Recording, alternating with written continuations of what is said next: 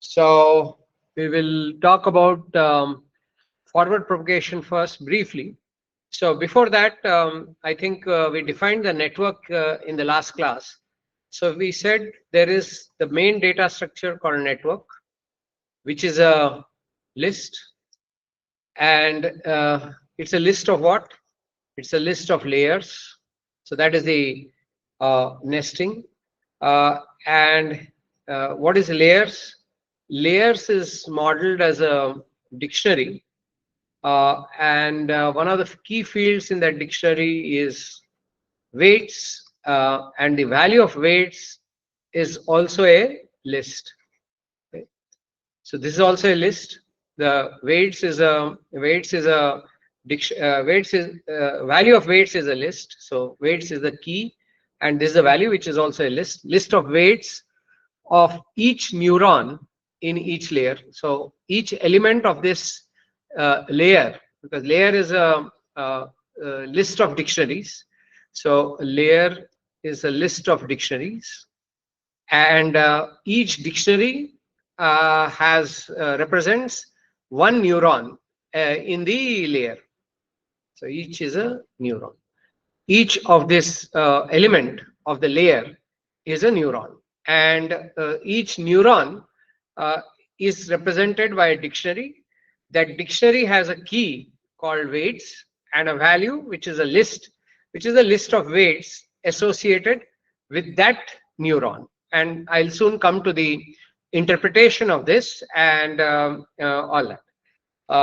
So this is how my primary data structure is created. This is my primary data structure. And again, I'm repeating, the network is a list of layers. The layers itself is a list of neurons. Each neuron is represented as a dictionary. Dictionary has a key field, one key field called weights. Against that, there is a list of weights associated with this neuron. And how does it map to the physical network? So this is the input layer.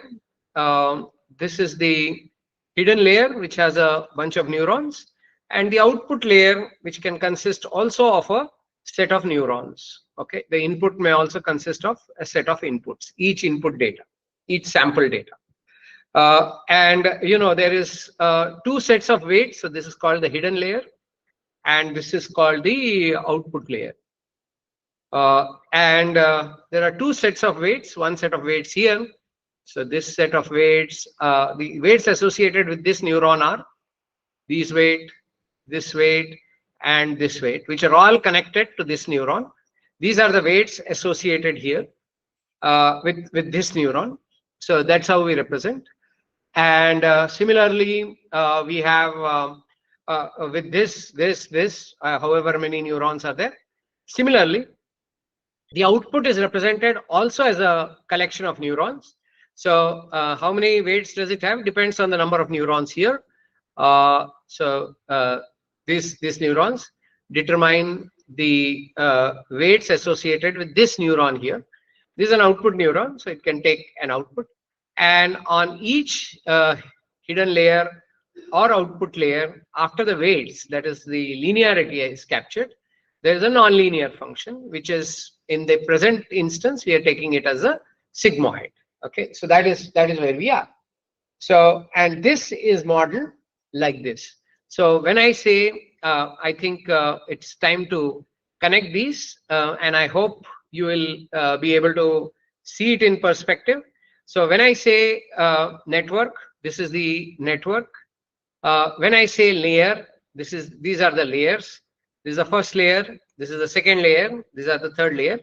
So this is the layers. And when I say a list of neurons in the layer, so let me just use a different color. So these are the neurons. These are the neurons. And with each neuron, there is a set of weights which connect that neuron to its all its input, whatever its input is. So there are neurons associated with that. So this is so these sets of weights are what is represented here. So this is the list of weights associated with this neuron, which take the inputs, all the inputs. In this case, these are the inputs, and take it to the output. So that is what it is. So the job of forward propagation is to take it all through, and then of course there is the issue of the loss function and all that. So we had stopped at doing the, I think, the forward propagation, and we will go back to that code in a moment. But I'm kind of hoping that many of you or all of you have understood the thing between the connection between this and this. This data structure and this network should be crystal clear in your mind before we understand forward propagation or before we understand backward propagation, which is the focus of today. So as usual, I'm going to pause at this stage, and I'm not going to do a poll. I'm just going to ask a few people, are you with me on the fact that have you kind of synced this network and this data structure? Because once you get that, honestly, we have made quite a bit of progress. Okay. So yeah, I see a lot of hands going up. Looks like quite a few people seem to have understood. I like that already. Okay. So we are good. Okay. Now, okay. Yeah, thank you. I think I got my response. So I think we can move ahead. Yeah, guys, got the response. Okay. So now I'm going to relook the initialized network, which we looked at last time. I'm going to just quickly look through that code, and then I'm going to look at the forward propagation, which also we looked at yesterday, not yesterday, in the last class, and also the lambda. We looked at, we looked at the sigmoid, and we looked at the sigmoid, and I think that's it. We applied the linearity and the non-linearity. So let's quickly finish looking at that code, and so that I hope all of you also have this in front of you through not just the screen, but elsewhere too. This is the network. This is the initialization of the network. So very quickly, this is the initialization of the network. And if you will, let me focus the thing. This is the thing. So it takes the number of inputs in the input layer. The program currently works with only three layers. Later, I am going to give you an exercise where you are going to generalize this to create from this code a 5-layer network or a 10-layer network or something like that. But not today. Today, we have to understand the forward and the backward propagation. So n inputs, these are the number of inputs in the first layer. That is the input layer, number of neurons. N inputs is the number of neurons in the input layer. This is the number of neurons in the hidden layer and the number of neurons in the output layer. So all of that is there over here. Okay, and then we have the network, which is creating a list. The network itself is represented as a list. And then we have the hidden layer. Hidden layer is a collection of weights. Yeah. Hidden layer is actually a collection of neurons. Each neuron is associated with a dictionary. So that's why you have a list, and you see, for example, how many this is creating the hidden layer. So this, I'm sure you can make out, is creating all the neurons in the hidden layer. All the neurons in the hidden layer are getting created. So this is how you get all the neurons in the hidden layer, range of n hidden. And for each neuron in the hidden layer, depending upon the number of inputs plus 1, this is for the bias. I have so many weights. Okay, the weight is itself a dictionary item, which is for which creates a series of weights. How many weights does it create for each neuron? The number of weights it creates is obviously the number of inputs plus 1 for the bias, and the weights are created initially randomly, right? So this is how the stuff is done, and this is the way. And so we created the first layer, and we added the layer to the network. So this is the first layer getting added to the network. Then the output layer is also created exactly in the same way.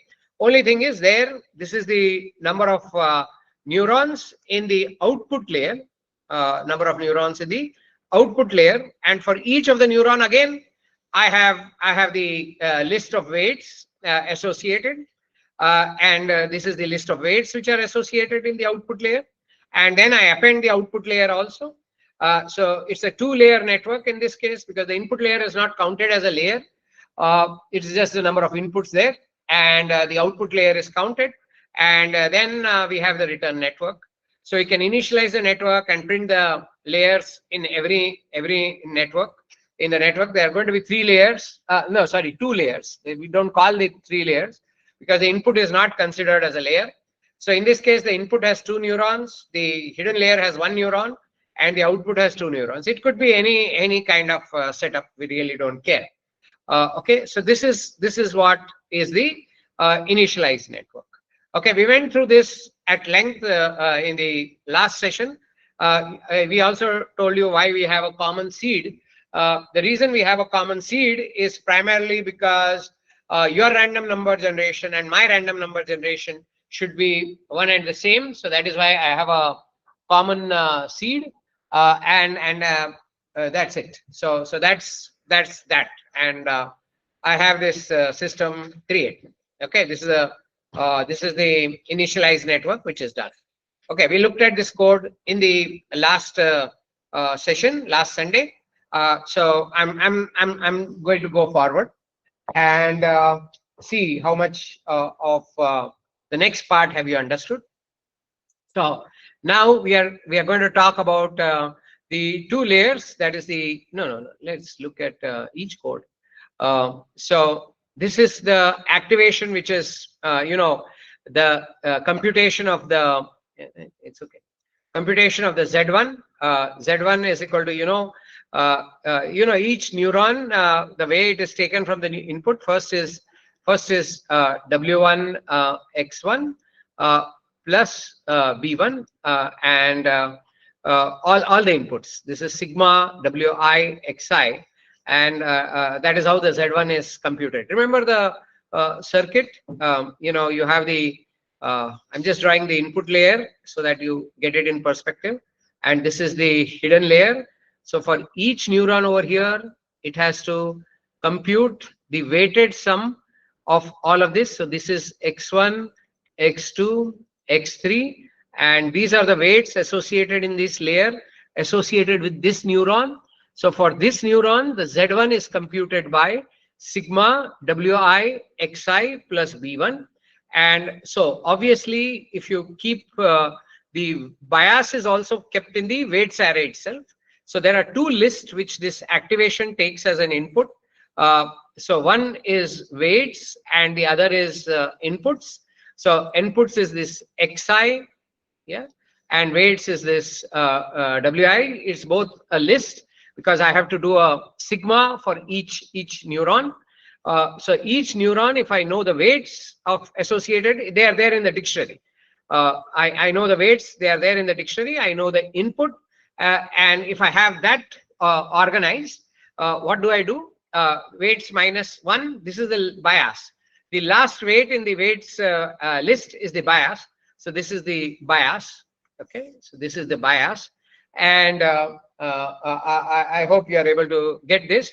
Then for the I in the range, length of weights minus 1. So which is, I'm looking at all the Wi's and all the Xi's. Inputs is nothing but the all the Xi's, and I need to do a sigma over here to get this Z1.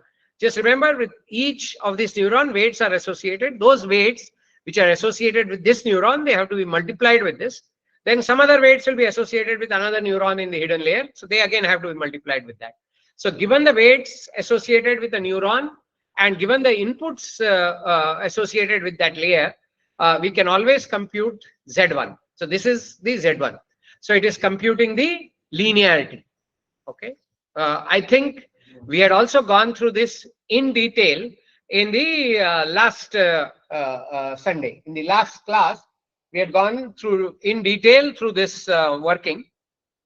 So this is activation, and like that we have to calculate the activation for Z2. This will be here if there are two neurons here, and so on, right? So that's how we will be able to get. Okay, and okay, so this is also done in the last class, so I'm not going to again spend too much time there. So let me go to a red pen. Okay, so now let's see what is the next piece of code we looked at already in the last class. This is just a rehash. Okay, I spend a lot of time in rehash because we are going from Sunday to Sunday. Okay. Oh, yeah. Okay. So we need to rub it, and we will go down. And now we have to see the output. Remember, we don't stop at only calculating the linearity. We have to compute the non-linearity also. So again, putting it in perspective, you have the input, you have the hidden layer.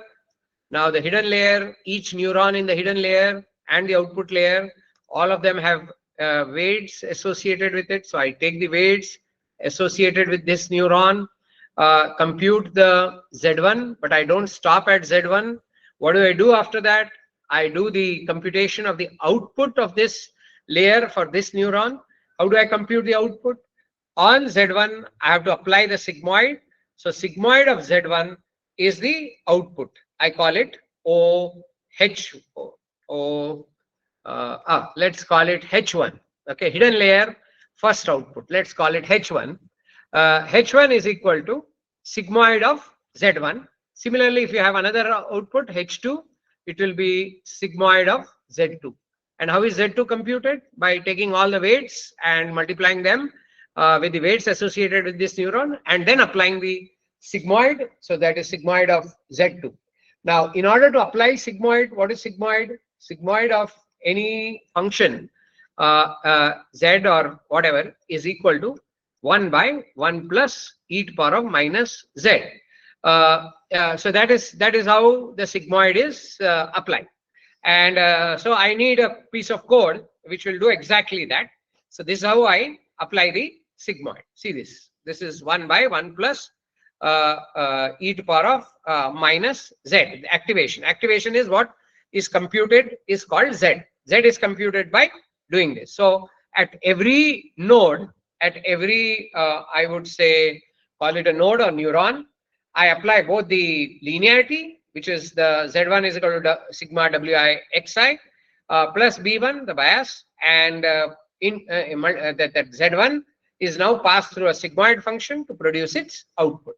So that is essentially the building blocks of forward propagation. So now we will look at the forward propagation code, and then we will come to the backward propagation code after I have explained how the backward propagation is going to work. Okay.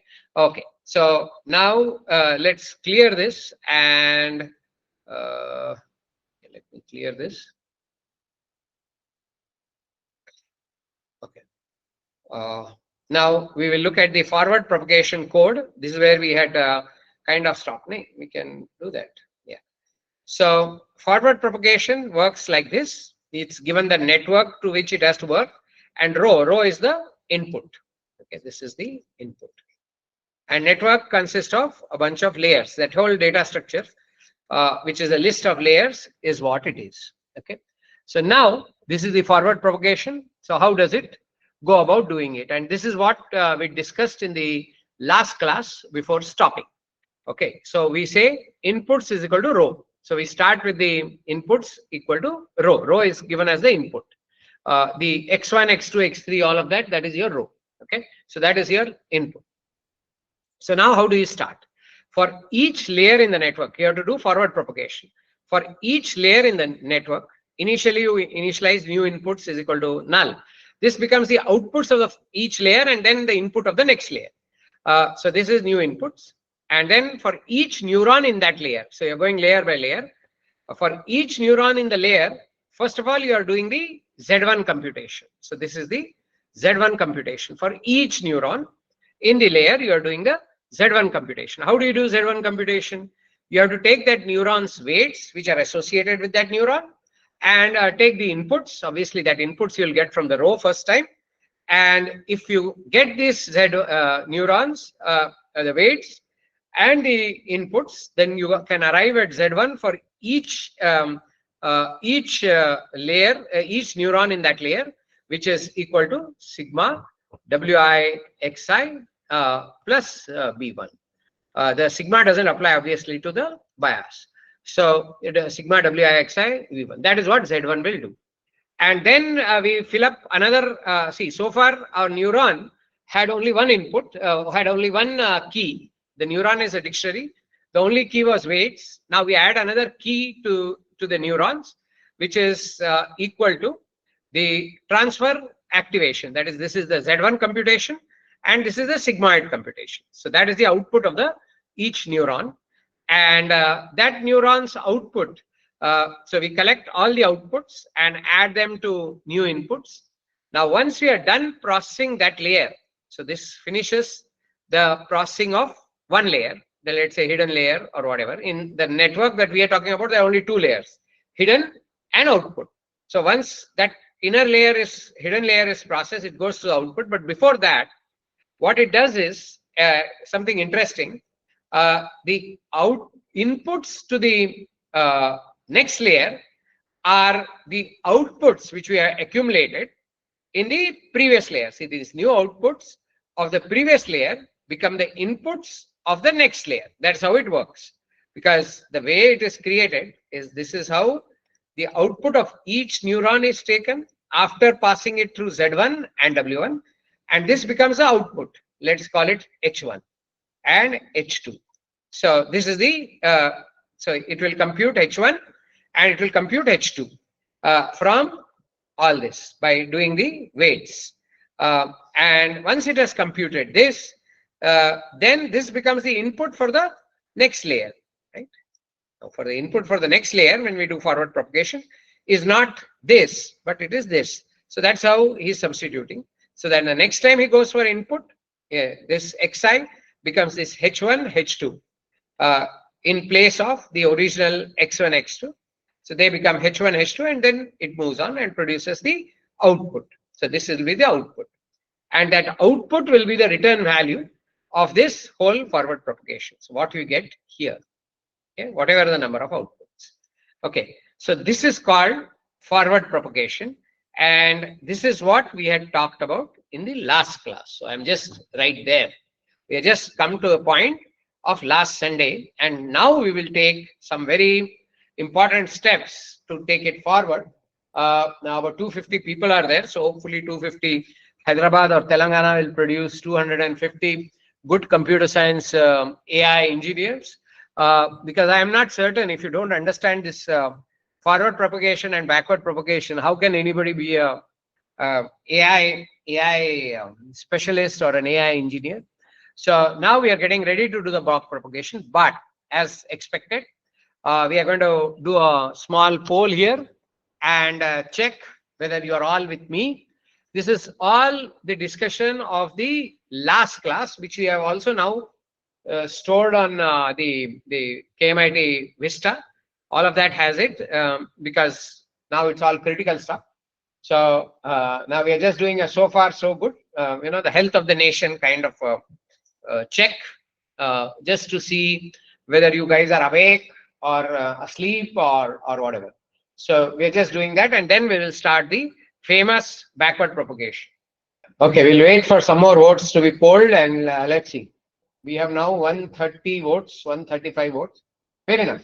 Okay, I think we will stop the vote. It looks like many of you are either thinking that you have understood or pretending that you have understood. Either way, it doesn't matter as long as you know you have understood. Okay, now comes the big value, and I'm going to do a lot of derivations and try and do a lot of maths and all that kind of stuff. And let's hope you guys are able to get all of it or some of it, whatever. So let's start with that. Okay. So I'm going to now talk about chain rule and all that kind of stuff, and we are going to see how much you're able to get or comprehend, and then we will see. Okay, so okay, so let's get ready for the. There's another thing I'll tell you. If you understand back propagation, okay, here is the story. If you understand back propagation in today's class or within this week, after doing a bit of more thinking on your own, I am going to lay a bet.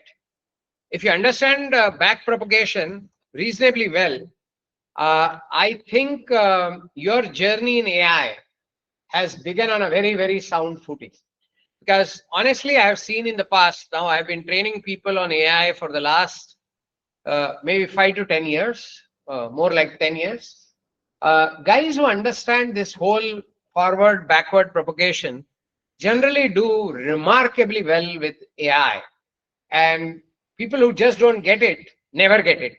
They, for them, AI starts as a black box, remains a black box, and their journey in AI is also deemed to be very black, okay, very bleak, black and bleak. So it's a truth. I mean, this is a hard truth. Okay, so we are now going to see how this works, and I'm first going to give you a little backbone about it, and then we are going to talk about it. Okay, so let's see how the story works and all of that. Okay. Uh, I'm not guaranteeing that all of you will get the maths, but I will first do the maths in front of you, and then piecemeal we will do the back propagation. Once you understand, you are king. Okay. Okay. Now, there again, I'm drawing the network, okay, and I'm going to write some equations. The way this is this is the output layer. Okay, I'm just showing you two outputs in the output layer for things like that, for just simplicity and for generality also. Okay, so basically this is your output. Okay, so it does not matter if there is one output or two outputs. I'm right now considering only the linear regression kind of problems. You understand for that, you will understand for the other kind of problems also, which is the classification problems, but we will take that. Okay. Now, what we are going to pretend is this is going to produce some output, which is the output of the layer, right? So let's call this O1 and O2.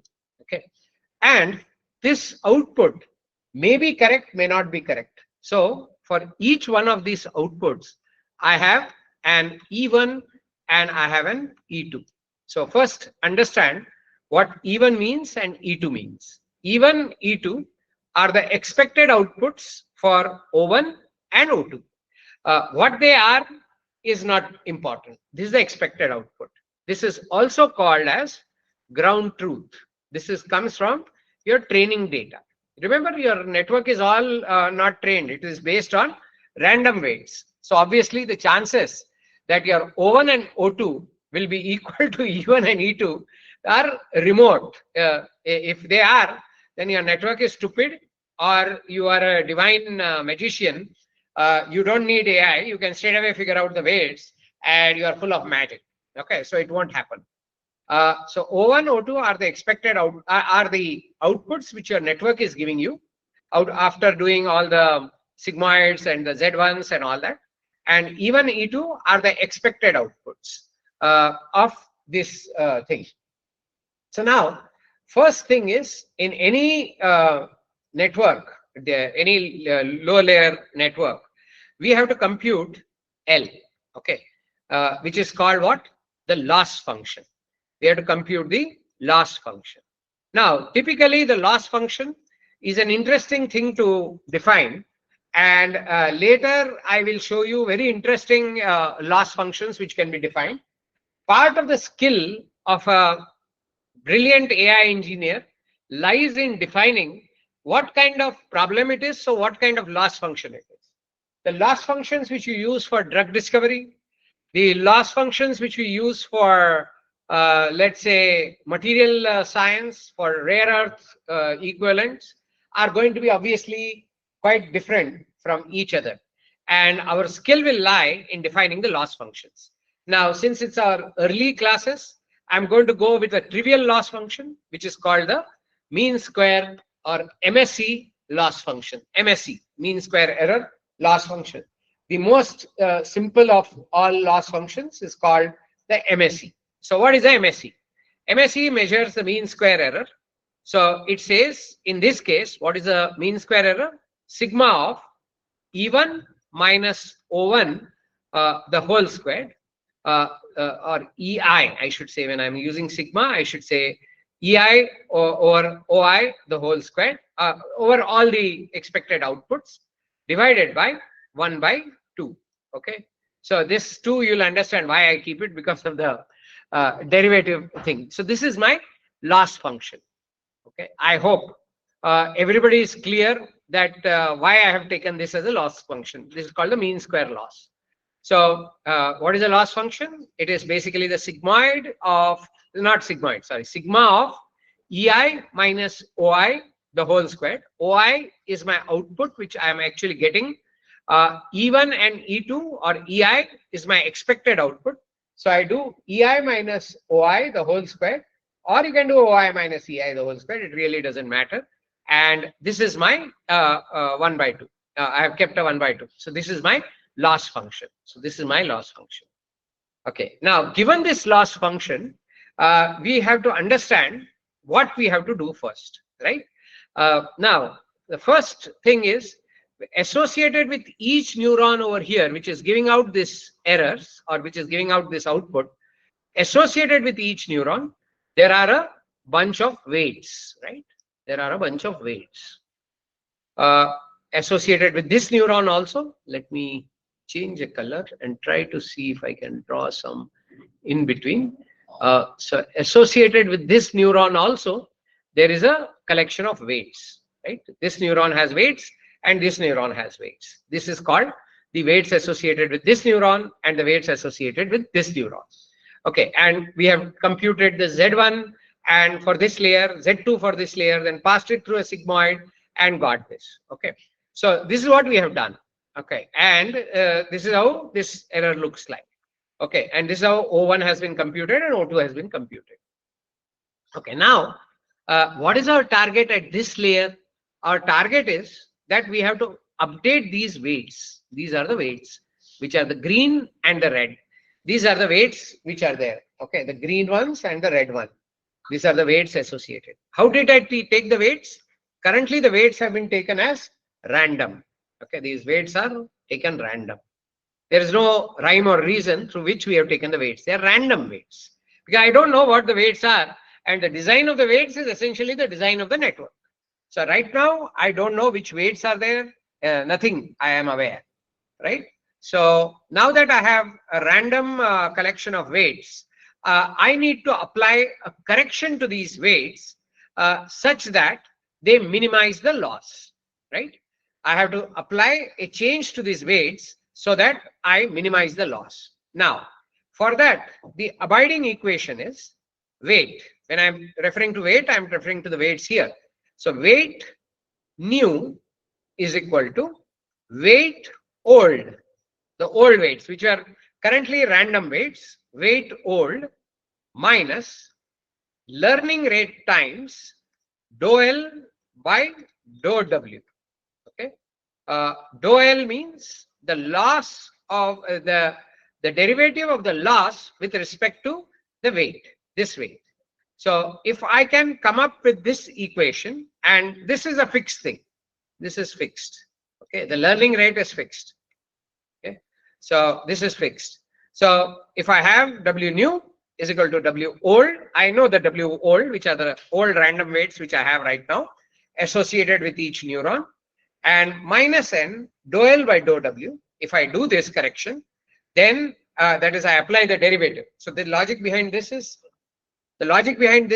that once I know how to apply these weights, I can know this derivative, then I can update these weights. And similarly, I have to work out an algorithm for updating the weights here. This will be a little more complicated because I directly don't have a loss here.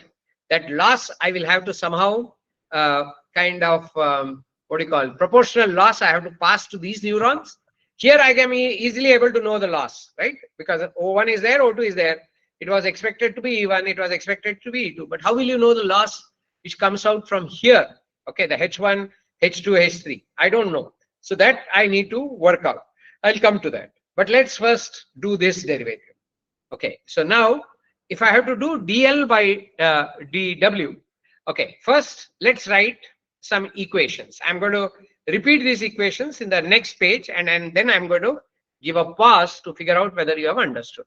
So I'm going to write the loss very neatly as 1 by 2 of E1 or O1, doesn't matter, EI minus OI, the whole squared, sigma of that. Yeah, this is called the MSE loss. Then I have also an equation which says that weight nu is equal to weight old minus nu times dou L by dou W. Okay. Now, how is dou L by dou W computed? Okay. Now, I'm going to write dou L by dou W in a slightly interesting manner. I'll say dou L by dou W is equal to, these are the weights of the output layer, okay, is equal to dou L by dou O1 or OI, and then dou OI by dou ZI, dou ZI by dou WI, given any weight. Okay. Now, are you able? I'll just say dou W. Okay, because it's the set of weights associated with that. Let's say I. Yeah. This is the output from that neuron, and this is the thing which is computed for that neuron and all that. So let's keep it. These are but not one weight. These are the set of weights associated with that. So we have to do it with each weight and then take some kind of a sum or derivative or whatever, right? Because anyway, we'll come to that. Now, before we go there, let's okay. Now I'm going to pause here. Does this equation make sense to you? Have you understood this equation? This is piece by piece. I have made the equation. Is everybody with me with respect to this equation? Sound is echoing. I think now we are okay. Fine, good. Now, coming back to the original question, it's good that I stopped and I could find out that there is no thing. So, is this equation clear to you, please? Okay. So, it's an application of the chain rule, and we are soon going to derive this equation and understand how the thing happens at the output layer. Okay, wonderful, Abdul. Okay, now let's work this out piece by piece. So this is the equation. So let's try and work out one of them here if the space permits. So dl dou L by dou OI is, let's work this out. So it is basically, I am deriving this equation with respect to its output. This I cannot, this is a constant, right? Because this is going to be the expected output at that particular node. So there is nothing to do here. EI is going to be treated as a constant. So it will be, this 2 comes here. So it will be sigmoid of, I mean, if you take each term and do a derivative, the all other terms which are not related to OI, that output of that particular node, we will have to take that into out. So it will become, this 2 will come here. So it will become EI. This is, now I'll make this O1. Okay, you will understand why I'm making it O1, because there are 2 outputs in my output layer. I'm deriving with respect to the first output. Just get this first. So it will be E1 minus O1, this is the derivative, into minus O1. So minus of O1. So I'm deriving with respect to O1, the first output of the output layer. This is dou L by dou OI. You know how I got this? This is the derivative of this is 2 OI, EI minus OI. So this 2 and 2 got cancelled. And the other terms, obviously, because if I'm deriving with respect to O1, if there is E2 minus O2, they are all constants, so they will all become 0. So it will be E1 minus O1. That is 1. This equation is not entirely correct. I'll tell you why. Okay, so it has to be some kind of a sigma there, but I'll come to that. So this is dou L by dou O1. Similar, or you can write this by O1 E1 minus O1 minus E1. I'm just reversing. This is a equation for dou L by dou O1. Similarly, the equation for dou L by dou O2 is equal to O2 and O2 minus E2. Okay. So this is how the dou L by dou O2 will be. This is dou L by dou O1 will be. Okay. This is the loss which has accumulated here and the loss which has accumulated on O2. This is the differential of the loss. Okay. Now we have to take also this is the differential of the loss with respect to that. I'll draw the equation. Now let's take dou O1 by dou Z1. Now what is O1? O1 is equal to sigmoid of Z1, remember, and O2 is sigmoid of Z2. Okay, so dou O1 by dou Z1 is what? Is equal to sigmoid of Z, sigmoid of Z1 into 1 minus sigmoid of Z1, which is equal to, yeah, I think I'm run, it should be minus 1. Yeah, that minus 1 I already accommodated. Huh? I've already accommodated. I reverse the sign.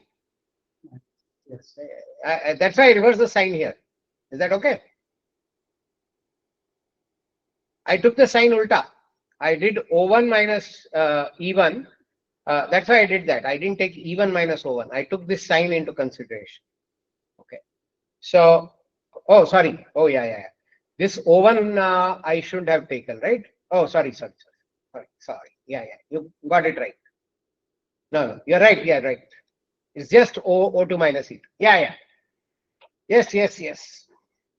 Okay. No, I mixed it up. This is correct. This O1 is not there because dou O1 is just 1. Okay, great. Thanks, guys. You are listening. Good.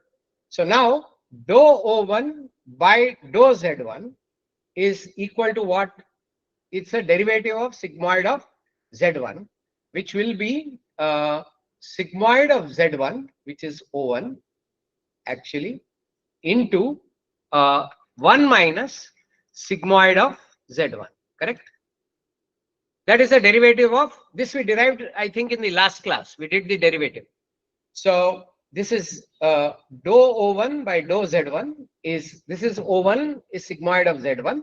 So it is sigmoid of Z1 into 1 minus sigmoid of Z1. Okay. So this is what it is. So this is what sigmoid of Z1 is. O1. I'm writing in terms of O1. 1 minus O1.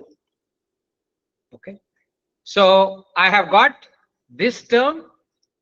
I have got this term. Yes. And now I am waiting for this term to come. Okay.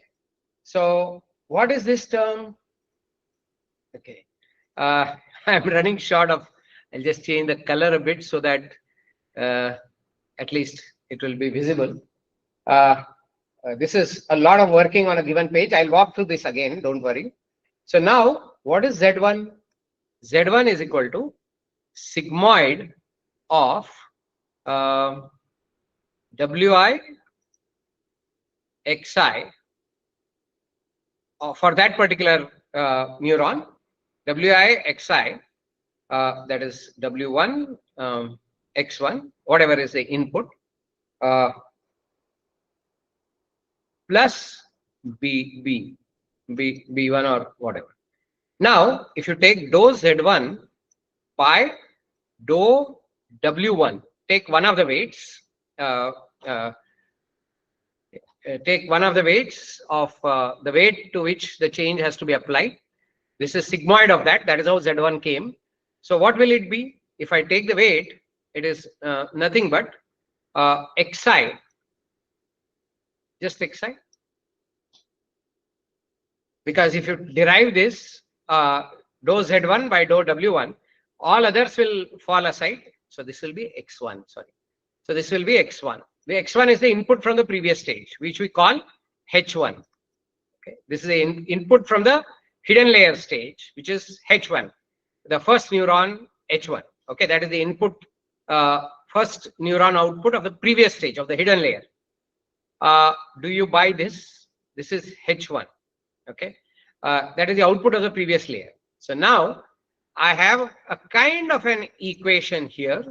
So what is the equation that I have for dou L by dou W1, which is one of the weights of Z1, is basically equal to dou L by dou 1, the output which is coming from that phase, which is O1 minus E1, okay, into O1 1 minus O1 into H1. Okay.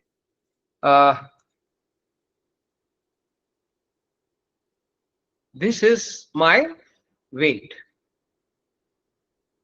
This is my W1, or this is my dou L by dou W1. Is everybody with me on this?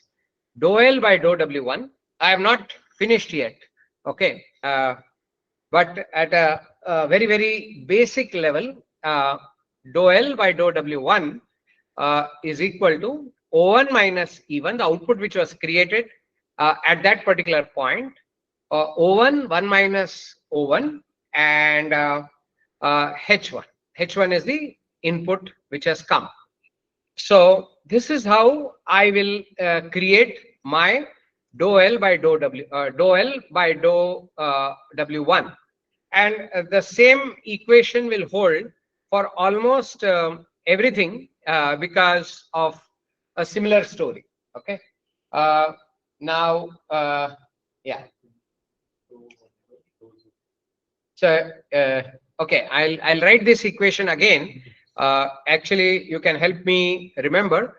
So let me go to the next page. So dou L by dou W1 is equal to O1 minus E1 into O1 1 minus O1 times H1. Dou 1 by dou O1. Okay, I'll come to that. Okay, this is equal to, I'll write this also in pieces. This is dou L by dou O1.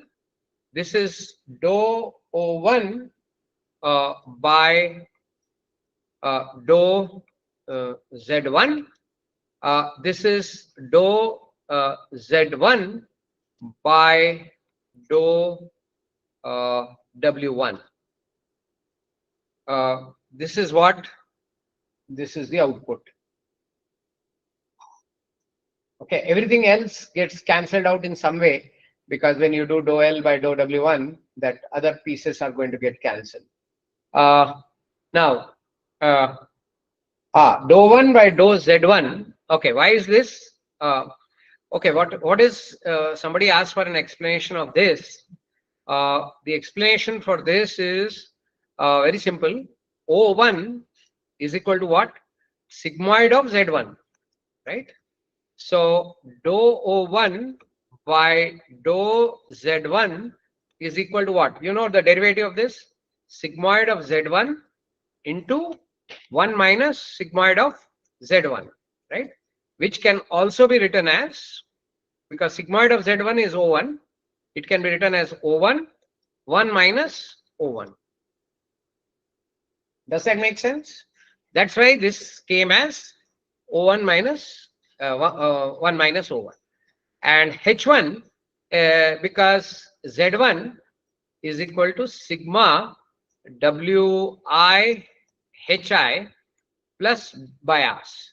And if you take dou Z1 by dou W1, you know what happens? All the other terms will get cancelled. Only the corresponding guy of H1, W1 will remain, which is H1. So I get that H1. Okay. So this is what is dou L by dou W1.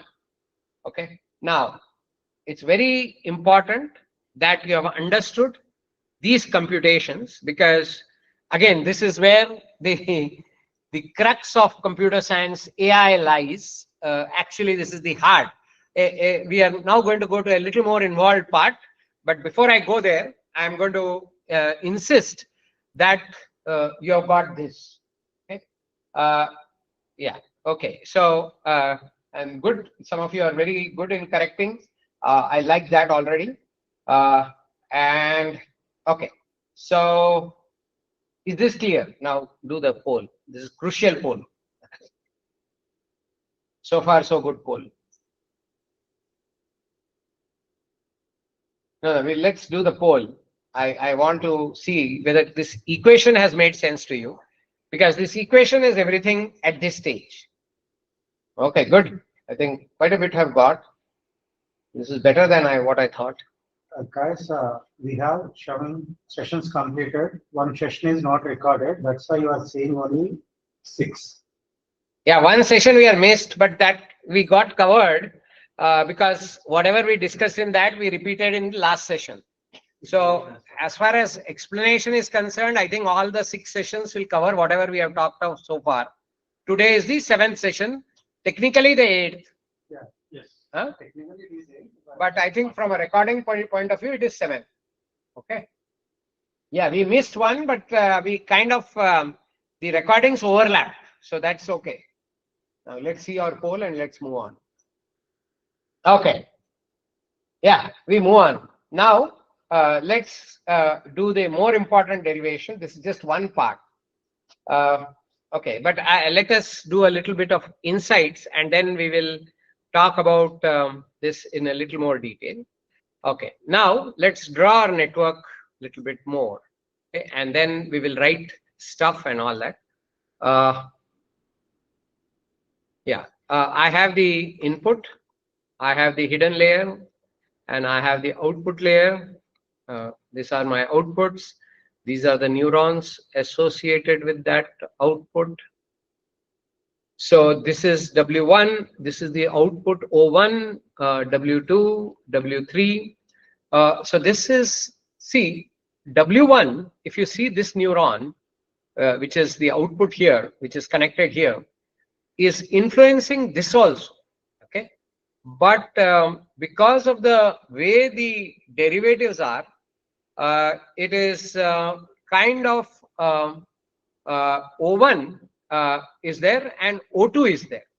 So actually the loss is coming from both, isn't it? It's a sigma.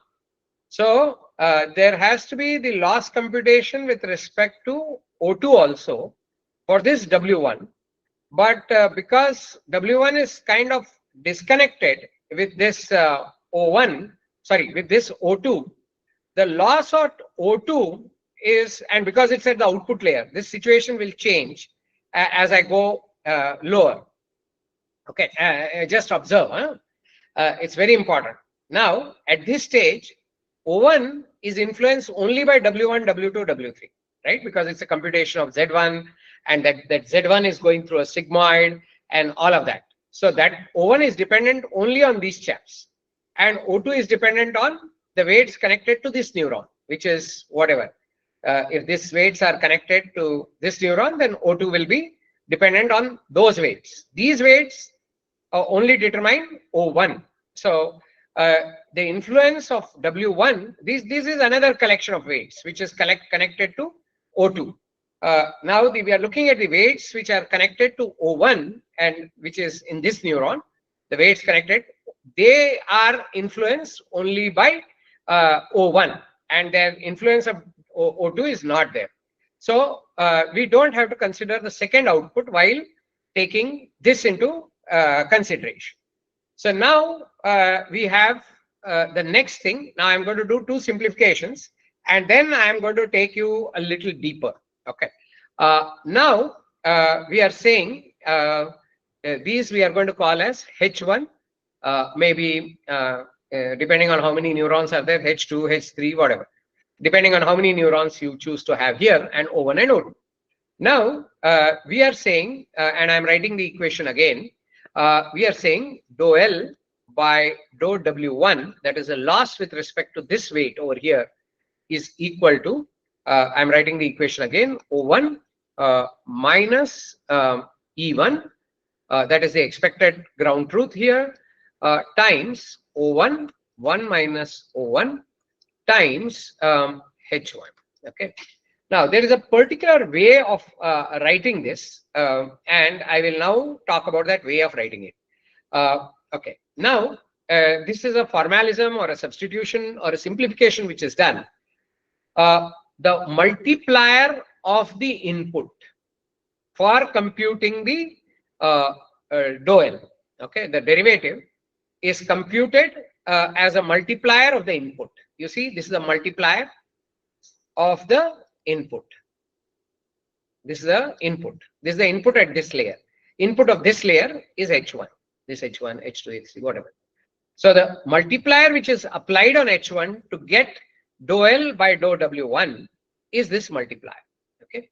And that multiplier is often referred to as the delta of O1. So we call it delta 1.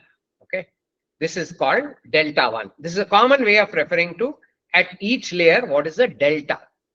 And similarly, this is delta 1. Now, if you were to visualize W2, which are the weights connected to, let's say, O2. Now, these weights which are connected to all of this will have a similar equation based on whatever is the output and all of that. So there's an important thing to notice here. It is whatever the output here, 1 minus O1 times H1, that will be the weight influence on each of the weights which are connected here, right? All these weights which are connected to this neuron will get influenced by this entire thing. So W1 new is equal to W1 old minus learning rate times, which is generally 0.9, 0.95, whatever number. It's a prefix. It's called a hyperparameter of the learning. Dou L by dou W1 times, no, this is true, delta 1 times H1. This is the input of that layer. So this is how this is computed. So this is called the delta 1. So for this neuron, we have computed, for this neuron of this layer, we have computed the delta 1. This is the delta 1 and this is the delta 2. So using delta 1 and delta 2, we can come to know what are the weights to be applied, the rate of change of weights to be applied to W1 new. How do I get W1 new for the next iteration? How do I get this? So this is how I will get the delta. So first I'll compute the delta, and once the delta is computed, I will compute the new weight based on that delta by multiplying H1, its input at that layer, into N and all that. This is good for the last layer. Now, in this case, I say this last layer, that is the layer just before the output. This equation is true. This equation is true only for the last layer. Now, even if you have a 1000-layer network, the weight updation at the last layer will be driven by an equation like this. The equation may change if you apply a different loss function, but otherwise it will remain the same. So basically this is for the last layer. I use this equation, which is W1 new is equal to W1 old minus eta or learning rate times dou1 H1. Okay. And similarly for the second neuron, or the weights which are connected to the second neuron, I will apply the weight change by using W1 old delta 2 into H2. Okay, that is how I will apply, because this will influence H2. That's the way it will work. Okay. Okay. Now this is the computation which I will now show you in Python as a piece of the backward propagation only for the last layer. I'm going to discuss it piecemeal. Now I'm going to draw your attention to the last back propagation layer and show you this is exactly what we are doing in the back propagation. I have not yet worked out how it applies to the intermediate hidden layers, right? This is not the equation for the hidden layer. This is the equation for the output layer. Okay, output of the last hidden layer. Okay, I am saying it again so that you get the emphasis. Now we will work out how the thing happens. Okay, so let me now give you a insight into the code, back propagation code for the last layer first. Come down. Yeah, this is the transfer derivative, by the way. This takes the sigmoid into 1 minus sigmoid, or O1 into 1 minus O1. This is the equivalent of O1 1 minus O1, which we saw why that equation is there. Okay, now let's do the last part. Yeah, we'll go forward. Yeah, now look at this back propagation. Don't look at the whole part, please. Look at only the last part, and then I will show you a certain meaning, and then we will talk about a little bit and see whether you are able to understand. Okay. Now I will you can read this network. It is going reverse in back propagation, so this might be important to understand that I am going reverse, because I'll do the back propagation from the last layer backward. So first time this will be the last layer. Okay. Now I'm going to skip some of the code. Errors is equal to list. We have not computed the errors yet. Okay. Then this equation, this is very important. If I not equal to length of network minus 1, that means this piece of logic works for all layers except the last layer. So all layers except the last layer. We'll come to the last layer. We'll come to these layers in a moment. I have not explained to you this logic yet. This is a little more interesting logic. So this logic will work for all layers except the last layer. Right now we are working on the last layer. So you see that for this is else. Else means I is equal to the length of network minus 1, which means it's on the last layer.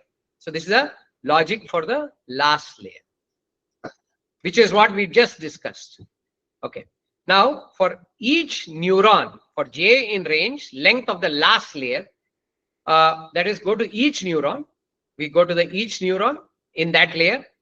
Okay. Now to that neuron, first we are appending the error. Okay. Just see the error. The error is being appended like this. Errors is equal to errors dot errors is just errors which is created here as a list. Errors dot append. This is what will happen because it's going reverse. This will happen first. Errors dot append neuron output minus expected j. So this is just outputting what was the expected output and what was the j. So this is just outputting O1 minus E1. Okay. So that is the errors which is getting appended. Now don't look at that so much. This is how the error is occurring. This is actually, if you see, this is not the mean square error. It is the derivative of the error. Okay, derivative of the error. Okay, so that is what it is attended. Okay, derivative of the loss with respect to the final output. This is what is computed. Now look at this, which is being done for every layer. Now we go to every neuron of that layer. Now we add a delta to that layer, which is what is equal to errors of j, which is for the last layer. It means O1 minus E1.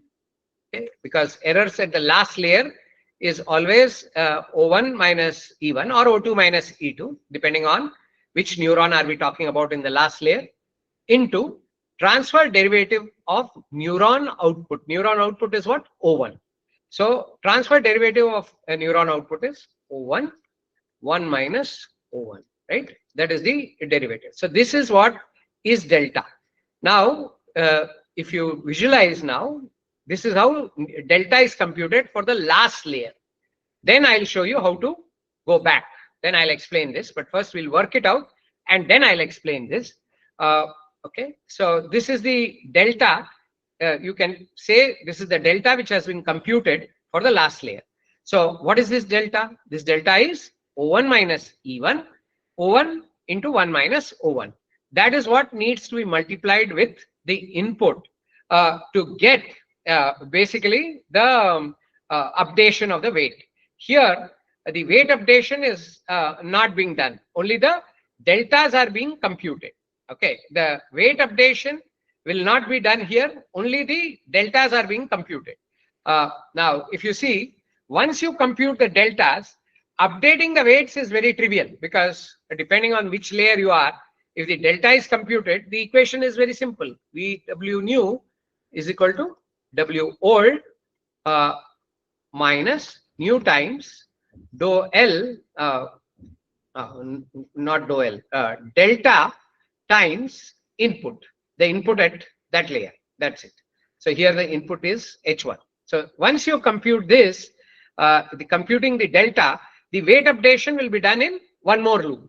So he's breaking the code into first the, how do you compute the delta? So this is computing the delta. Once you compute the delta, multiplying delta by H1 and new and using it to subtract from the old weight will get you the answer. So very intelligently, this is the game. He has computed the delta for every layer. Now I have not shown you how to compute the delta for the inner layers. I'll tell you that intuitively, and then you will understand a little more. But have you understood this part? And and the fact that you have, so okay, let me clear this and ask you very specifically.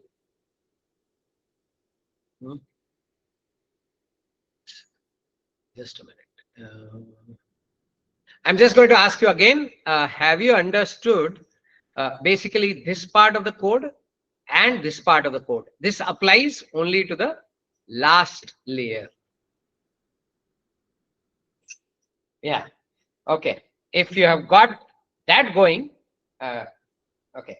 Now this is important, and then I will now use a bit of intuition to take you backward, how to compute the deltas for the previous neurons, for the neurons in the previous layers. Okay. Now, what does the neuron mean? What should be multiplied? What should be the multiplier of the input such that the weight can be updated? Okay. So that's what is the thing.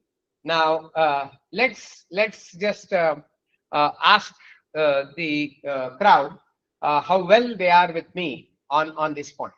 Okay. Okay, this is an important milestone. I am again taking a poll because I want to go very slowly. I want you to understand the last layer logic first, and then the delta logic for the last layers, and then we will talk about so far so good. Yeah. Then we'll talk about how do you compute deltas for the previous layers. Okay, we just launched so that I get a hang of how many yes, how many no's, because I am seeing a little bit more no's. Okay, I think okay, I'll wait a couple of more minutes. This normally takes one or two iterations to go through, because and it's worth that iteration. Yeah. Okay. I think we will repeat this a little more. Okay. Before that, I hope all of you are clear about the weight chain rule for dou L by dou W1. The equation has come out to be finally from our working, which is what we are going to get here, but we are going to get in pieces. Dou L by dou W1 is equal to, the equation was O1 minus E1 times O1, 1 minus O1. This is output of the first output of the output layer, okay, O1, times H1. Okay. Now we are saying in dou L by dou W1, the multiplicand of the input is called delta of that neuron. This is of that neuron, because this is computed for O1. That is, for that O1 neuron, that output neuron, the delta is to be computed. So if I draw the network, this is my input layer, this is my hidden layer, this is my output layer. The delta for this neuron is this much. Each one has H1, H2, H3, it doesn't matter. Now the delta for this neuron is this much. Let's call it delta 1. The delta for this neuron will be what? Will be O2 minus E2 times O2, 1 minus O2 times whatever. I mean, it could be H1, H2, depending on which weight are we considering here. If you're considering weights here, it will be H1. If you're considering weights here, it will be H2. All of that depends on, because see, these weights are connected. This output is connected here. This is connected here. This is also connected. There are a series of weights here, right? This is H1, H2, and all that. Okay, so this is all connected here. These are the weights, sorry. These are all connected here, and there are those outputs getting produced here, which are weighted by this. Okay, so this is H1, and this will be into H2 or something. So this will be delta 2. This is delta 1, this is delta 2. Okay, now unless why am I so particular in in calculating these deltas? The reason I'm particular in calculating these deltas is primarily because my equation is W new is equal to W old minus new times dou L by dou W1, which is this. Okay. So I want that. Once I have that, I get this. So the multiplicand of that H1 is this delta 1 or delta 2. That's why I'm so very particular to get this delta 1 and delta 2. Because once I get that, then I have this. So this dl by dw1 I have split into delta times delta 1 times H1, or in this case delta 2 times H2. So that's how it is. So that I have split. So this is DL includes delta. So if I have the deltas and I multiply them with the corresponding inputs, I'll get the, and of course this learning rate, I'll know how much I have to update at that layer. So I have generalized that. So that is the motivation. I want these deltas to be computed. Then this equation can be very easily used. Given that, now how do I generalize or compute those equations? So the thinking behind getting those equations was, just a minute. Yeah. Okay. The thinking behind getting those equations was that. Now look at this. What is my network? The entire neural network is my network. What am I doing here on this line? I am going through the network in the reverse order. Network traversed in the reverse order. I'm going through it in the reverse order. Why reverse order? Because of this reversed, right? And this is the network.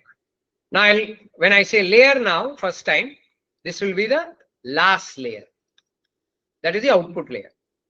This will be the last layer, okay, which produces the output, O1 and O2. Okay. Then, for the last layer, always I am building, for each layer, I am building a errors list, some kind of error. I am first building else, okay, because why am I going to the else part? Because if I not equal to length of network minus 1, here I will be equal to length network minus 1, which is the last layer. So this is for the last layer. Okay. So for the last layer only I have shown you the logic and computation. So for the last layer, what am I doing? I am saying for J in range length of layer, which means here last layer. I'm going through all the neurons of the last layer. I'm getting the neuron of each neuron of the last layer. Here I'm getting. And then for that neuron, I am saying, I know the output which has been computed by the forward loop. Neuron output minus expected output, I am computing and getting it. So what is this doing? If you see appending, this is O1. If it is the first layer's output, I am getting O1 minus E1. I am getting the O1 minus E1 here. Okay, I have got the O1 minus E1. Just look at the last layer only. And this is a common logic. This applies to all layers. Now for the last layer, what does it do? Okay, again, because I have only explained the last layer, I'm also here focusing on the last layer. I'll show you this working, but before we go to that working, I have to give you a bit of theory.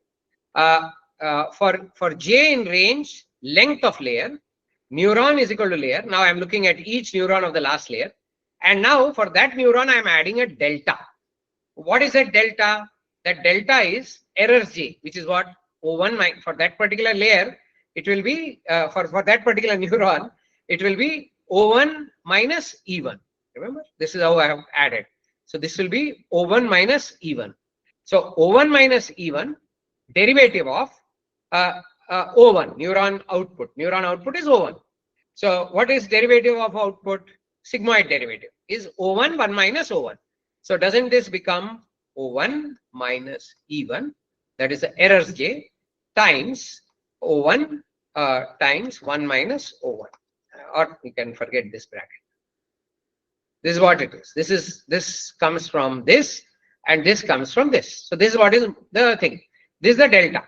What is the beauty of delta? If I take this delta, multiplied by its input and the learning rate, that gives me the change which I have to do to the old weights so that they arrive at the new weights. And then I keep updating those weights. So that is the logic. Okay. Now, I think if you had to take it as a whole, yeah, go ahead. Now we have not, you mean taking the algorithm as a whole, hold there. I'll come there. Okay. H1 is the hidden layer. So it is WI. No, you're giving me some logic. Go up. No, somebody is, I like this stuff. H1 and, no, H1 and H2 are the inputs. Yes, H1 and H2 are the inputs. Z1 is W1, H1, correct, plus B. It means H1 will be the input in the layer. For this, in this layer, H1 is the input. Yes. No, W1 Xi for this layer, for the output layer, it is H1, correct. Yeah, that is the abiding equation, sigma Wi Xi. But for the output layer, it is H1. No, because output is getting its input from the H1, not from the actual input. Okay. I think Rishik, Sai Rishik, you got that right. And the earlier person, who was that? M. Madhu Nika Uppala. Okay. Yeah, you got it right. Okay. So now, are you on? Is this done? Have we improved? Okay, let's check before we move on to the next important step, which is going to be a substantial intuition. Yeah, okay. I think I'll wait for a few more votes and then we will proceed. Okay, I think we are not getting more votes. Fair enough. Okay, now we will move to the next stage. That is, we'll go a little backward. And this logic will apply to all hidden layers before this. Okay. Now, there is a bit of intuition required for this. And we can do it programmatically, we can do it intuition, and we can do it derivative. Now, I will first give you the intuition. Let's see whether I'm able to get you that intuition. And then I will talk about its derivation and the logic. But I think the intuition may be adequate for you to understand how the equations work. Okay, now I'm going to draw the network again and show you. So be ready for thinking. Yeah, now I'm going to show you a bit of thinking. Please keep your thinking caps on. There's some deep thinking required. And let's see. Okay, so this is my input layer. There may be some inputs we don't know. This is my hidden layer. There may be some neurons which are getting activated from here. And then this is my output layer. And I am right now giving an example with 2 neurons, which are my outputs. These are my O1 and my O2s. And now I have computed how the weights here will be updated. And also you may, the finer thinkers among you must have realized that now I have added one more thing to this dictionary associated with each neuron. Now, what are the fields associated with each neuron? The original field was weights, which was the weights associated with the neuron, which was a list. Then I have another field called output associated with the neuron, which is some value. Okay, output is some value. It's a scalar value, which is the output coming here, and with each neuron. And then, you know, I just computed a delta, which is a quantum of error, with which H1, the input to it, has to be multiplied to get the weight alteration, which has to be done. So delta also I have computed. Associated with each neuron, there is a scalar, which is the delta, okay, which is a quantum of error which has come here. Okay. Now you will have to think a little, and you may have noticed that all our computation is based on computing the delta and then taking the input and multiplying it. Correct. So computing the delta for each neuron is adequate for computing these weight updates. Now we are going to go back and see. Now we have at this stage computed the weight updates which have happened to this layer, this weight updates. So let's say this weight updates we have computed, and we have delta 1 here and delta 2 here, and delta 1 and delta 2 were useful to compute the updates to these weights which had to be conducted. Okay, now our story is coming here. Okay, we are now here. Now we have to compute, if you see, the deltas for this. Imagine this is one neuron and it is feeding with certain weight into this, with certain other weight into this, and so on and so forth, right? So I am now going to give a little insight and we are going to start. But are we clear about this? That now every neuron in the output, here every neuron has 3 entries in its dictionary. First entry is the weights, which is a series of weights associated with this neuron, which connect all these. Output, which is produced from this neuron, and the delta, which has been computed for this neuron. It has been done for every neuron. What is the error? Delta is some quantum of the error which has been computed here. Okay. Now, if you turn the story here, by the same argument, first we must compute the delta. How should we compute the delta over here? Okay. Now the delta over here, the way it should be computed is, and let's think about it a bit, is somehow see this neuron, if you see, just look at this neuron, has contributed to errors of this and this, both. Because this neuron is connected to this also, and with a different weight, it is connected here. This weight is with this dictionary, this weight is with this neuron's dictionary. Okay. So let's call this weight W11. Okay, I'm calling this weight. I'm calling this weight W12.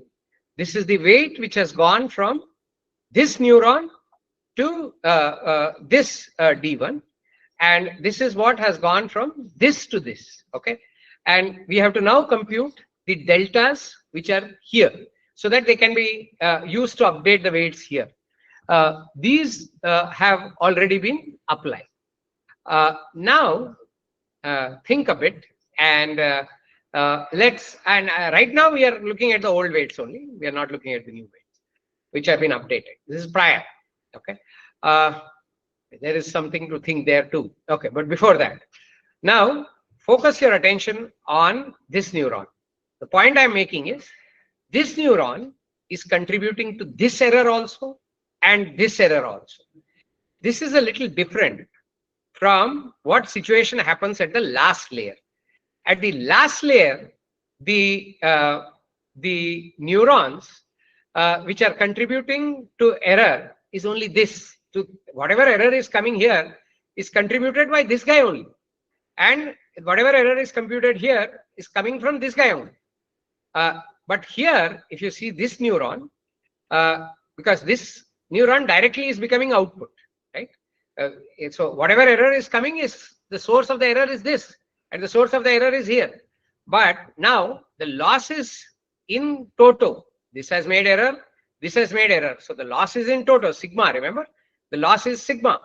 So the loss has come. So what it means is this D1K or D2K is a quantum or a multiplier of the error, because remember D1 was created from the error. So it's a multiplier of, or it's some quantification of the error which was caused at this neuron and at this neuron, which affected the output. But now we are looking at the causative. The causative of this error and this error is this neuron. This neuron caused this error also, because see, with certain weight it was carried here, with certain weight this neuron was carried here. So if this neuron made a judgment in its output, that output judgment, because of wrong weights, affected this guy also and affected this guy also, not just one of them, right? Because you know this output of the previous layer is connected with a certain weight to this guy and with a certain weight to this guy. So this is very intuitive to understand that the decay here, let's say at this one, I'll call this DH1, okay, DH1, this is the delta here, is equal to, okay, sigma of K dk W H K. Once again, this is the fundamental equation. Okay. The delta of H1, the error at H1 is equal to the sigma of the errors in D1, D2, because this caused errors here and here with what weights? WHK dk. Now WHK is what? The weight of this H1K, let's say. Sorry, this is H1K. WH1K, which went to this guy, and WH2, H12, which is equal to sigma of, now, which is equal to, in this, dou1 into W H11 plus W delta 2 W H 1, 2, H1, 2. It went from here to here. I'm taking this as H1. So just to identify it, this is the H1 is the neuron here. So the neuron, the first neuron in the hidden layer, the weight which goes from the first neuron in the hidden layer to the second neuron of the output layer. This is what this is. This is the dou H1, the delta which is caused here. Now, this can be worked out equation wise, but I think in deference of time, I will, it's okay if you understand it intuitively also. We can postpone the derivative a little later because that's what it is based on. All books will use this logic. So once you have the deltas which we just computed here, which are causing the errors at here, these are the errors derivative, error and its derivative of the output is this delta 1, delta 2.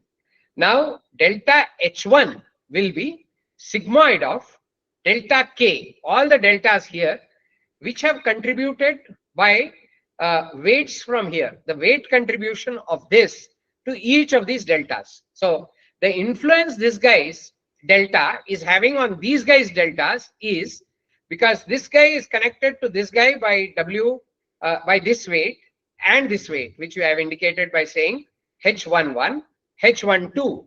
That is how I have indicated this. This is H12 is this weight of this neuron, which has connected it to here and here. This weight will be found in this guy's dictionary. This weight will be found in this guy's dictionary. So using that, I can compute dou H1. Once I compute dou H1, then the equation will be exactly the same.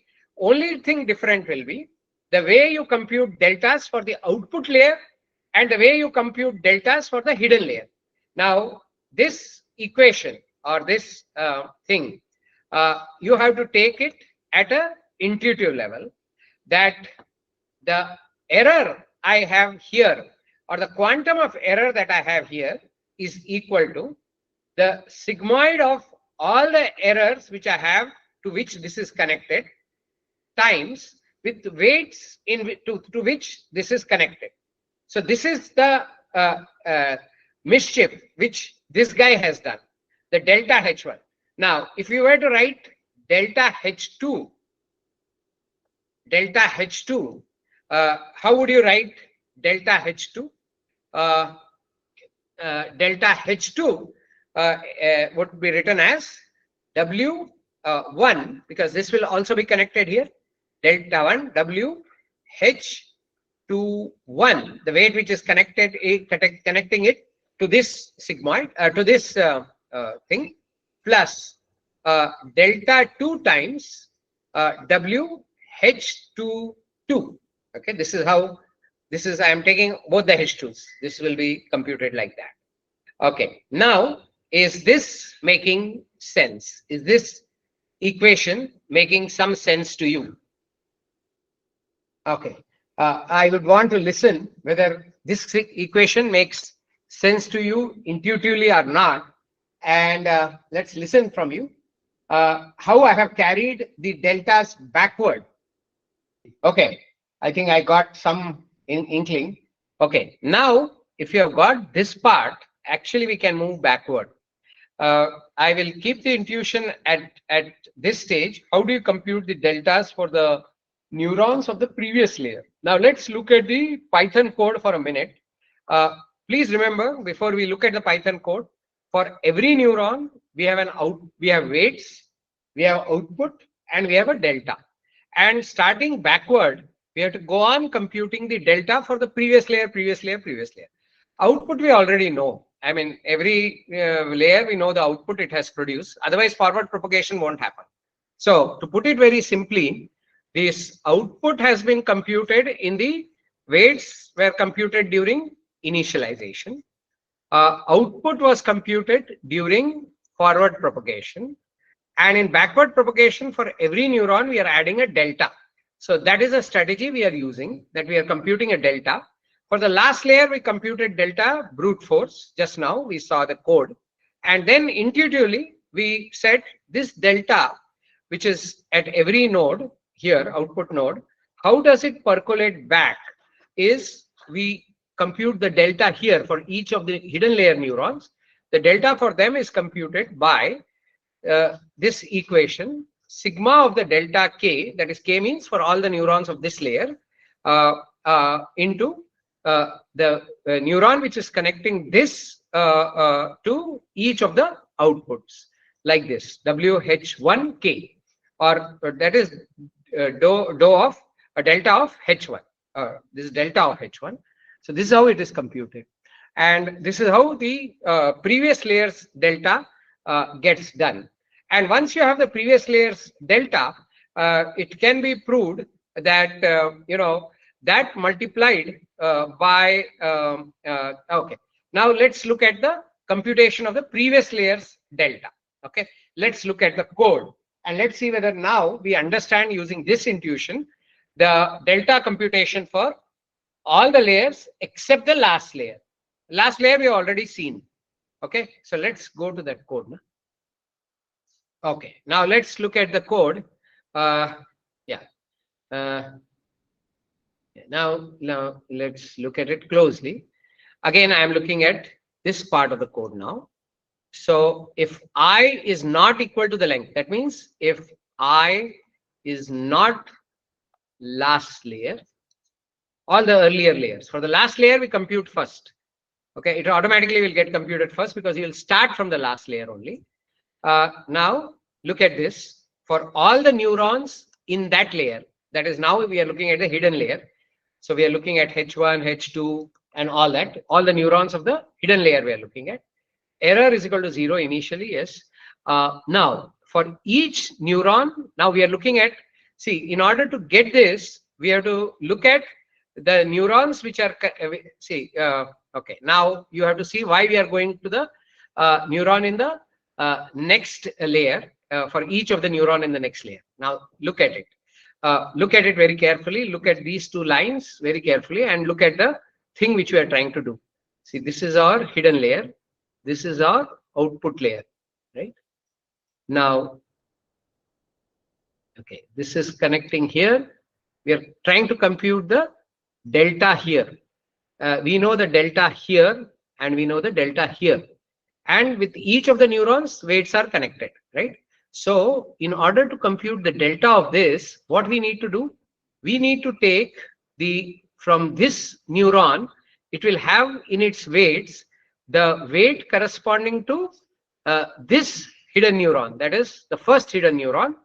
And here also we have to take weight corresponding to that neuron. So now look at it. So and where are these weights? Where are these weights? They are in this neuron, no? These weights for how to connect these to this will be kept with this layer. So the neurons, they are here. So now for J in range length layer, that is, I'm going to all the neurons of this, and then I am saying for each neuron here, that is, now I have to compute the delta 1 and delta 2. What I have to do is for each neuron here, I have to say error is equal to neuron weights J. Now, where is J coming from? J is coming from the length of the layer. That is the length of this layer. So first time it will compute WH1, WH1, which is the neuron connected to this layer. The weight which is taking this neuron to this layer. Then the weight which is taking this neuron to this layer will be given by weights of J. So this is first time this, and J, remember, is going from J is going through this layer. Is equal. I am going to the neuron of the weights J. That is, I am going to this neuron. This neuron is this neuron of weights J. That is, wait a minute. This neuron, I am looking for each neuron in this. That is, I am going. There are two loops here. Watch these two loops. For each one, I am iterating through all the neurons in this layer. I am iterating through all the neurons in this layer. See this. For each neuron here, I am iterating through the neurons of this layer. Then looking at the weights associated, which weight? The jth weight, which is the index of the outer layer. So WH1, 1, then WH1, 2. This H1 stays as it is. This is H1 I am saying. And 2. So this is the, so this will be found in this neuron. Remember this weight. So neuron weights J, the same numbered neuron, that is the first neuron in this weights array, first neuron in this weights array. Here you'll have to take the second neuron in this weight array and the second neuron in this weight array. That is how you'll have to take. So that's how this is working. So see this into the neuron delta. That is a neuron delta here. So that is the same equation. Delta, again I'm writing, delta of this one, delta of H1 is equal to sigmoid of K being the neurons in this layer, sigmoid of K, delta K, W, H1, H1K. Okay. I'm going through all the neurons in the output layer, seeing how it is connected to this H1, WH1K, times this error, which was noticed here, is percolated backward. This is how the error is back propagated. This error now is traveling backward in the proportion in which the weight is connected to it. So that is how the weight is, this error is carried out. At this stage, this is the quantum of error. This is being carried back. This is back propagated based on the strength of the weight, which is here. That much is the propagation of the weight of the error backward. And unless I know the error here, I will not be able to compute the weight update here, because that is dependent on the error caused here. And this is contributing to here also and here also. That's why I have to propagate the error backward from here to here, whereas this was not true for the output layer. There was only this to this. There was no weight in between, right? So the error was right there. Now this is getting percolated back, and this is the equation. So this is how errors dot append error. So now what has he computed? He has computed this part. That is, he has computed the new delta. Okay. Of course, this is not the whole computation. This is just the delta has been multiplied by these weights. So this is the partial W weights which is computed, and we have arrived at that equation. Now, by the earlier story, just like in order to get the actual delta, this is actually the partial delta, I have to take this which has been computed and do the transfer derivative, because this has not passed through the transfer derivative. Because see, this is H1, to apply weights, it has to, to get the O1 derivative with respect to the weight, I also have to multiply the delta with the transfer derivative of the output, which is same, which is whatever the output I have here, I have to multiply it with the transfer output here. So if the output there is H1, I have to say H1, that neuron's output is H1, 1 minus H1, or that is that sigmoid. So I have to take that H1, because H1 is the one which is actually the output at this stage. So if I have to transfer it back to the weight update, that is the Z1 update, I have to multiply this, because I have to multiply this derivative. And then I have to take the weight derivative. If you want, I can show you this equation also in a moment. But first, get this part has been done here. Okay. This is obviously the same thing as earlier, that you are now multiplying the error which has been computed. This is done in every case. This is done in the output layer case, or this is done in the hidden layer case. What is only different is the error computation or the partial delta computation, which is in this case, in case of output, is only output minus expected. That's all. Whereas here, we have to take the deltas which are accumulated here and work them backwards. And similarly, to compute the delta here, you'll have to work these deltas backwards. So then you'll get the computation here.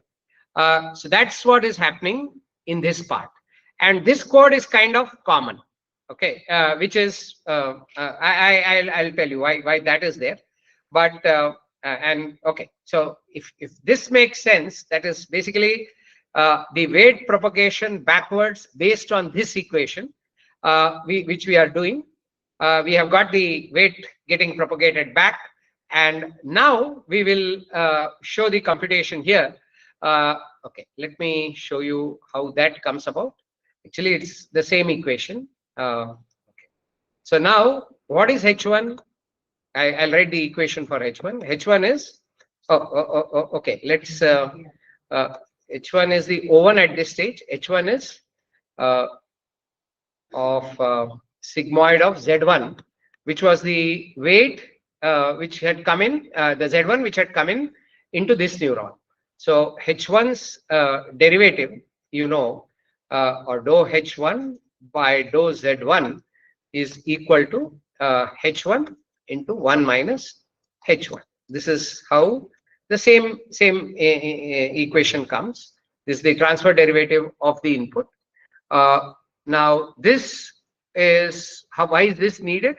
Because I need to compute dou L by dou W, which is at the which is the change we have to apply to the weights in the hidden layer, right? So if I have to apply the thing there, this is dou L by dou I will say O. O1 or dou L by dou O, sigma of that, O by Z2, assuming that it's taken as Z2. The next level coming back. I think this will be too complicated to elaborate, but you have to understand that this is again a multiplier, whether it is at the output end or at the hidden layer end. This derivative has to be passed, because before the decay or delta is to be used for weight updation, it has to apply this. It has to transfer it back, because we have to get to the Z1. That is where the weights are. Okay, so if you have to get it to Z1, this transfer has to be still done. Okay, now going back, I think I don't want to cut, I want to reduce the complexity a bit. Can we go back to the code? Yeah. Now this is, I was explaining this part where for every layer, no matter whether it's a hidden layer or the output layer, this new delta is computed by computing the errors and multiplying it with the transfer derivative. The transfer derivative will always be there based on whatever that neuron's output is. Whatever is the neuron's output here, that is H for the hidden layer, it will be H1 1 minus H1, whatever it may be for that. And here the error computation will vary for the hidden layer, and also if there are many hidden layers, for those layers also. This is the same computation which will hold, which will working back the deltas and using that as the delta and computing that delta for each neuron over here. And now you can work backward, and you have to multiply it with the H1 1 minus H1, which is the output here, and compute the delta for this. Now this can be used if there are layers, hidden layers here. This can again be used to carry it back. Now you have the deltas here. Now you can compute the deltas here depending on the weights connecting this. So this path goes backward and backward. Okay. So this is the abiding equation. Now we have crossed the time, but have you understood this code? The entire back propagation. I'll tell you, if you have got it, you have got it. Okay. The propagation back. Okay. Now, since we are there, I'll just take another 10 minutes and finish this. Okay, because I don't want to carry it to the next session. Anyway, this time no. Okay. So let's just go forward, and it's nothing more now. So this is, we have understood the back propagation, and okay, come down. Now what happens? Now the updation of weights happens based on the deltas. Okay. Now let's look at the updation. Okay, I have already talked about the updation, because if you know the delta for that particular layer, what is the updation? W new is equal to W old for each weight. What is the old weight? nu times nu is the learning rate times delta into whatever it is the input at that point. Okay, x or h or whatever is the input at that. I'll say input. So you multiply that with the input there and multiply with the delta of every neuron. You have got the weight update for each weight there. So the way it would work is the weight would depend on. Okay, you can see the equation for weight update. If you know the neuron thing, then the weight update is pretty trivial. Yeah. So weight update is weight, old weight, minus learning rate times error. Error is the delta times the input which was fed into that layer. So the input which it is carrying, to which it is associated. Okay. So yeah, here is the update weight. Okay. Now let's go through the update weight very briefly. You should understand this if you understood all that. So network, rho is, I guess, the input, learning rate, network. Now inputs is rho -1, which is you are removing the bias. Now if I not equal to 0, that is for I in range length of network. If I not, that is except for all the other layers other than the first layer. This is for all layers other than the first layer. What is input? Input is equal to whatever the output was produced by the neuron there. For the first layer, the input is very clear, right? Input is the actual input minus the bias. So this is the actual input. For the first layer, it's the actual input. For all subsequent layers, it is basically the neuron output for neuron in network n minus I. That is for the previous layer, whatever is the output is the weight for that particular, is the input for that particular layer, right? See this, neuron output for neuron in network I minus 1. So go to the previous neuron, that output is going to be the input. For the first layer, the input is decided. Then for a neuron in network I, for this particular layer, which we are considering, what we do for J in range of length of inputs, that is for each input which is feeding into this neuron. See, this neuron is being fed into by n inputs. See, for J, neurons weights I, where neurons weights J, we are going to all the J is in the range of length of inputs. For neuron weights J is equal to minus learning rate times neuron delta into inputs J. Now pause here a minute and think what is happening here. See, this is the basic equation. So we are going to update. So the first time we will update the weights for the first layer, then last layer, and so on. We can go in every way. Here it is going in the forward direction. So initially I will be equal to 0. So this won't run. It will come here. If I not equal to 0, first time look at this. So don't look at this. First look at this. For neuron in network I, so input, hidden layer. So I'm looking at this neuron and I have to update these weights. I'm looking at this neuron and I have to update these weights which are connected to this neuron, right? I have to update all these names. Now, how do I update them? So for J in range, for neuron in network I, now for neuron in network I, if I is, I am here, so this is the network I. For neuron in network I, I'm looking at this neuron. For J in the range of length of inputs, that is, this is the length of inputs. There are 3 inputs here. So I go through all because 3 neurons are connected to this, 3 inputs are connected to this neuron. So for each one of them, there is a weight. So neurons of weights J, for the J in range length of inputs. So I'm looking at this neuron and going one by one. neuron weights j. I'm going to the jth weight of this neuron because I have to update each weight of this neuron. So first I'll update this weight, then I'll update this weight, then I'll update this weight. I know the neuron delta. So if I have to update this weight, it is this weight minus learning rate times whatever the neuron delta which has accumulated here and the input j. That is, the input j is this value. It's the input. For the first layer, it is this input itself, the value of this input. There is some input which is connected, no, x1 or something for the first layer.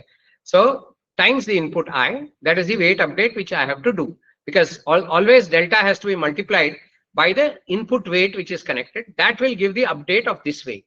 Similarly, I'll update this weight. Similarly, I'll update this weight. Now I'm done with the first neuron. So I have finished range length of inputs. I have updated all this. Now I go to the next neuron. So this loop is over. Then I go back. I take the next neuron, which is also connected this way. And I know the delta. The only thing I need is the delta and this input. This is connected to x1. This is x2, x3.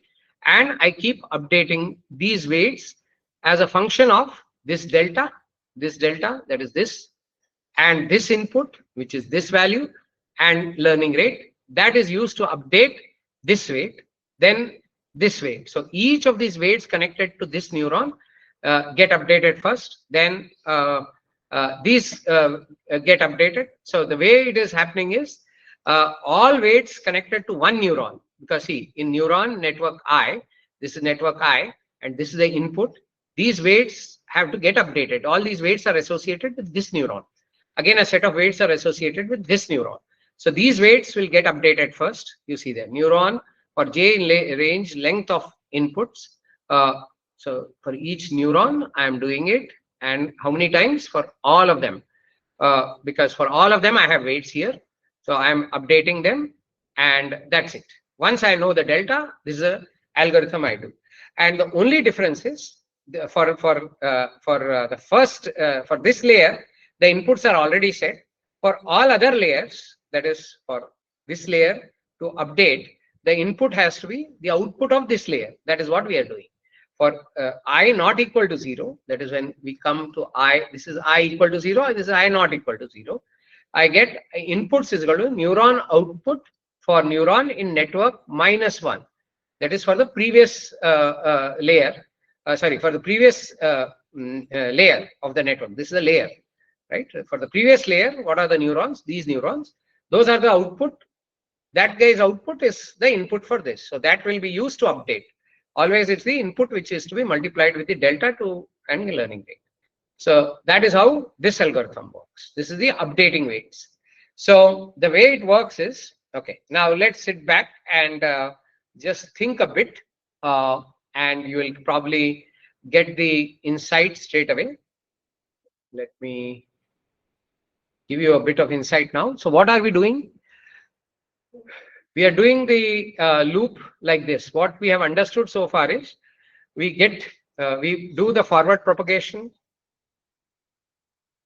Forward propagation basically computes the output, computes the neuron output for every neuron in all through the network. It computes the neuron output. Then I do back propagation. And what does it do? It computes the neuron delta for every neuron. That is how much this neuron is responsible for error. The computation is done differently for the outermost layer and for all the hidden layers. This is what happened. Okay. And then once I've done the forward propagation, I've done the backward propagation, and then I do the update to the weights based on the neuron delta and the input to that layer. So I update the weights. So once I do this, my weights have changed from random to something more sensible. And what I have to do now, training a neural network simply means I keep doing this again and again for every input, or sometimes I pass a batch of inputs. I keep doing this again and again And if I keep doing this again and again, the weights keep changing again and again. And because I'm using the delta of the weights, the derivative of the weights, eventually what will happen is, after let's say 1,000 runs, which are called epochs, okay, after 1,000 epochs, the weights will not change much because the error would have dropped to almost negligible. And when the error drops to negligible, you have achieved training of the network. Okay. So this is what is the basic philosophy. Now let's look at the training loop once. We have seen the update of the weights, which happens in every epoch, every time, every cycle. And now you look at training for, yeah. Now if you look at the code for training, you'll see training of a network, go through a series of epochs in a range of epochs. For each row will be your input. First do forward propagation. Okay. Then once you do forward propagation, you say what is expected. You have to fill up the expected array. Okay. You can fill this before. And this is the bias we are ignored. Then you compute the error that you have got every time. This is the error. Then you back propagate from the expected values. You don't need the error for that. Expected values are enough to back propagate. So you back propagate. This error is just to show how the network is working at this stage as it well trained. And then you update the weights and again start the whole thing again. Again do forward propagation after the new weights are updated. After the weights are updated with the new weights, you again forward propagate. Again do the whole thing. Again back propagate the error. Now what error you have. If you are doing it right, your error should keep coming down after every epoch. And from random weights, you will come to stable weights. So this is basically the training of the network. Okay. Now you see there in training of the network, I have forward propagation. I have error computation, which is to show how I'm doing. Backward propagation from the expected values. Updating of the weights. And then again keep doing this. And keep doing this again and again till error drops. Okay. So can we come down and see the next piece of code?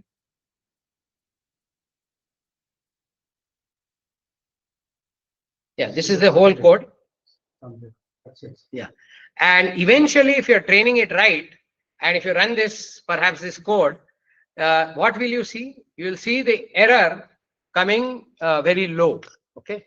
Now, this is the code. It's not important to run this code. If you want, we can run this code and see, or you can run the code and see on your own also. But the important thing is to understand the spirit in which we have this code. Okay.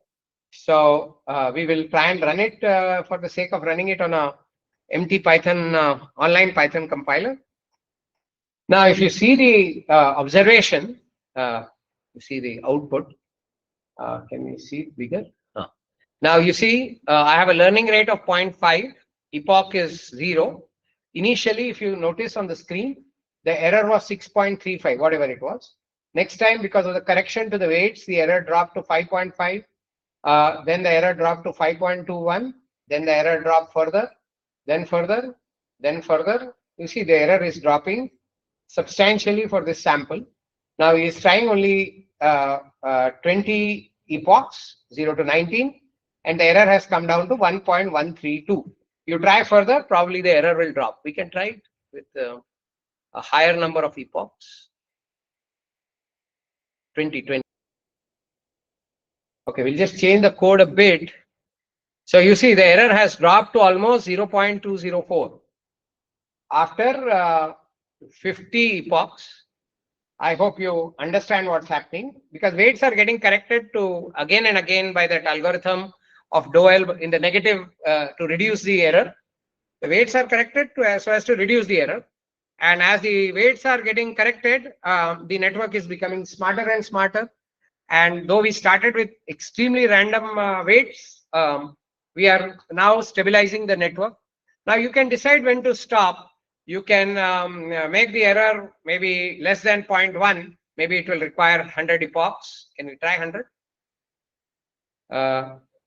you can decide that when the error comes below 0.1, we consider the network trained.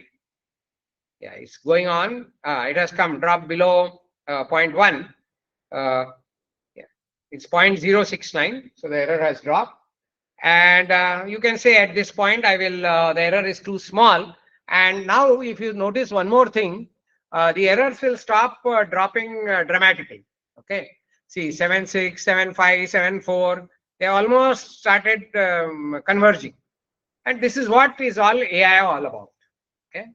Now it's disturbing to see only about 150 people out of potential 250 who were there at one time, and potential 500, 600, which ought to be there. Okay. Because see, this much time, I don't think classrooms will be prepared to spend on AI, especially forward propagation, backward propagation, and making you get used to it and how the code works and all that. Because from here, we'll start using now the tensor flow where we don't see any of this. This will all go under the carpet. It will be all abstracted. But this is what is happening behind the scenes. So as a computer science engineer, as an AI engineer, you should have an intuitive feel as to the deltas, how the deltas get computed, understanding of how the derivatives get computed, how the deltas are propagated back, in a weighted way, how that delta for the inner layers is computed, how it is used to compute the weight updates, all of that. You should have a sense of that. So that was the intention behind these 2-3 sessions which we conducted. And I hope some of you have got it. And okay. So with that, I think we are set to close this session.